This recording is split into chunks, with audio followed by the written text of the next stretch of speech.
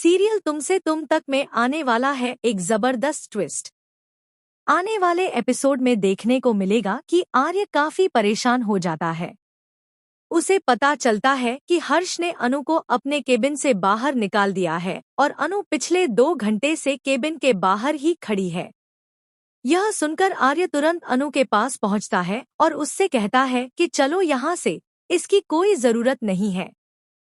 लेकिन अनु उसे साफ मना कर देती है। वह कहती है कि जब आपको अपने पापा को मनाना था तब क्या मैंने आपको रोका था? नहीं ना। इसलिए अब आप मुझे मत रोकिए, मैं हर्ष सर को मना कर ही रहूंगी। इसके बाद अनु वहीं खड़ी रहती है। आर्य को यह सब देखकर बिल्कुल अच्छा नहीं लगता।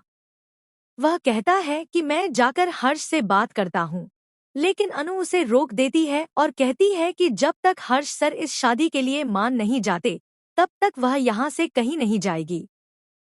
आज का एपिसोड काफी दिलचस्प रहा।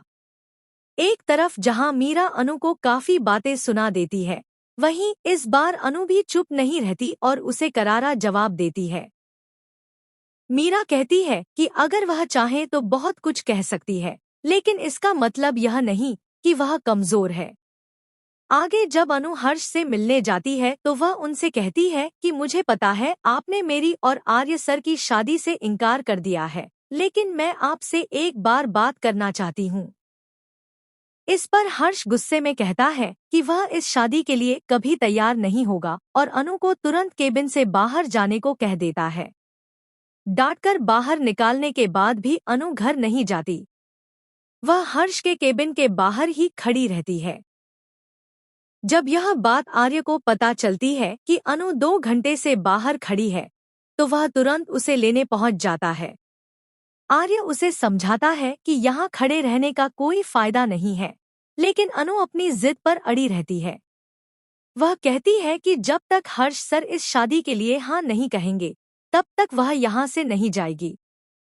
अब देखना दिलचस्प होगा कि क्या अनु की जिद के आगे हर्ष झुक जाएंगे और आर्य अनु की शादी के लिए मान जाएंगे।